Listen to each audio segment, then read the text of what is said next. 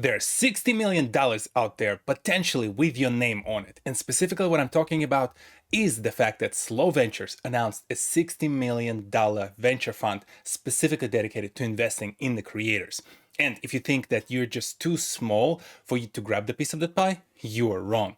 First, a little bit about the specifically the fund. So a lot of the venture capital funds really focus on specific startups and companies, and that's who they look to invest into. Where venture fund from Slow Ventures specifically focuses on investing into the creators. So they essentially want to take an equity position with the creator who has a lot of promise, who can go and create brands that's going to last them well beyond their time in front of the camera. If you look at back at like Slow Ventures themselves, first of all, they have a great team and fair bias. I know a couple of people on their team and they're great human beings and really smart intellectual professionals and truly passionate about the creator economy, which is very important because too many people out there just see the dollar signs when working with the creators. From my interactions with the team on Slow Ventures, they actually think about the creator economy. They're passionate about what they do. So that's always exciting and it's always a bonus. From the perspective of them specifically, they're actually not that new. These guys have been around for a little while, and you can see from some of the companies that they've invested in, between your Airtable, if you're in the SaaS world, Venmo, Robinhood, you would know it even if you're a regular consumer, or even companies like, again, Postmates, Birchbox, Allbirds, Casper. You've seen those, you've seen their products around, and these are all more kind of like your traditional venture capital investment. What becomes interesting is that they really start focusing on going after specifically the creators and helping them grow. The reason why I mentioned that, hey, it doesn't really matter the fact that you're not that big of a creator, because from my experience, from my conversation with their team when we heavily discussed this topic, view counts or subscriber counts is a consideration, but doesn't really matter when it comes to taking on the investment. What truly matters is the kind of community you build around you, the kind of niche you're in as a creator, and how many monetization opportunities are out there for you to tap into by providing additional products, services, whether it's digital or physical goods, maybe some sort of like events, maybe you go and build a SaaS company within that specific area. There are multiple different ways by which you can leverage that engagement with the community, even if that community is only a few 100,000 subscribers, or even 100 to 200,000 subscribers at most, because there are many opportunities out there for you to heavily monetize the smaller community, especially if they're in the right niche. So from the perspective of how to think about it, I always like to remind folks when I talk to the creators that there are multiple ways by which you can actually go and grow your creator brand and expand it into some sort of a business venture that's going to last you beyond your time in front of the camera.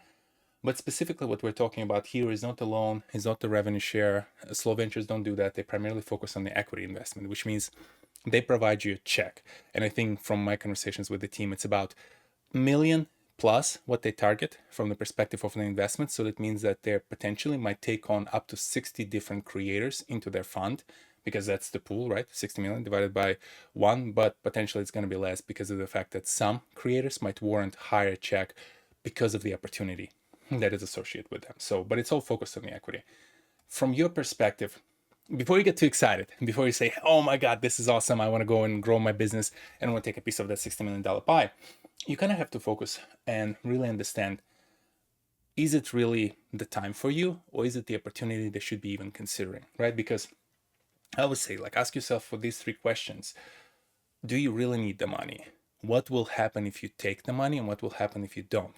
Because for many creators, you used to kind of like working alone, you used to developing your ideas on your own, you used to building and making decisions on your own. When you take on the venture fund, even if it's a great venture fund, you still now have a partner who you kind of like have to answer to, a partner who you have strategized with. Venture capital rarely forces the hand from the investment companies that they take on. Private equity takes the majority stake, and they're usually the ones who are really heavily involved in operations.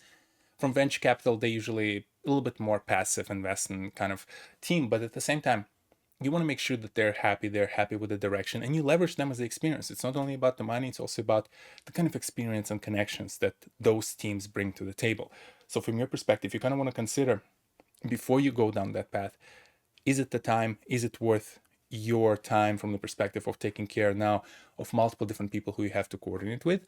And also, do you really need the investment, and will it overcomplicate your business? Because if you're the kind of creator who enjoys being by yourself, or enjoys that you have a very small team who you coordinate all of your decisions with, taking on the investment just overcomplicates things. Yes, it gives you an opportunity. Yes, it lets you go and grow and take it to the next level.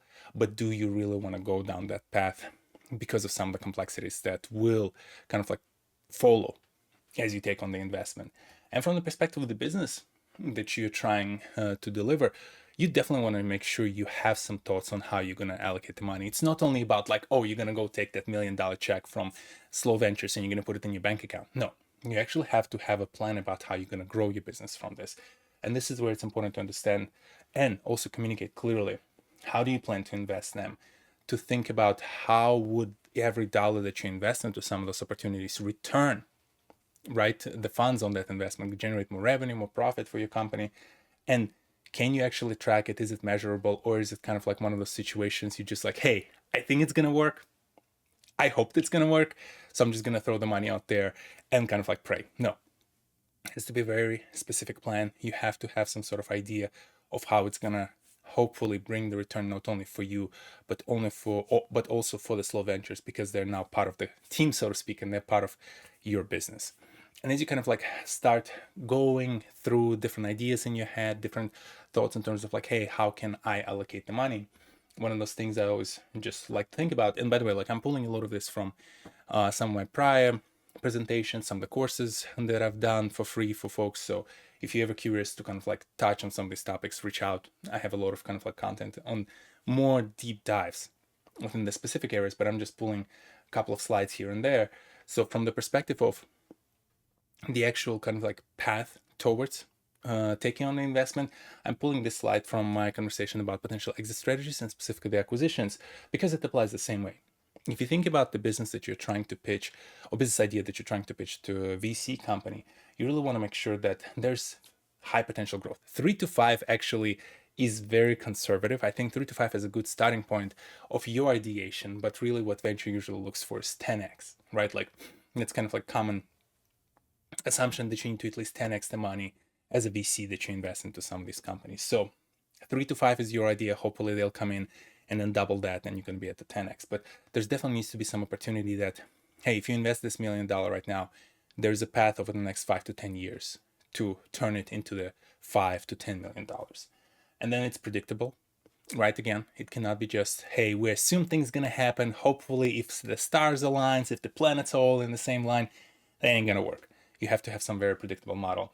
And it does have to be independent from you, because it's good to be always in front of the camera, always promoting your product.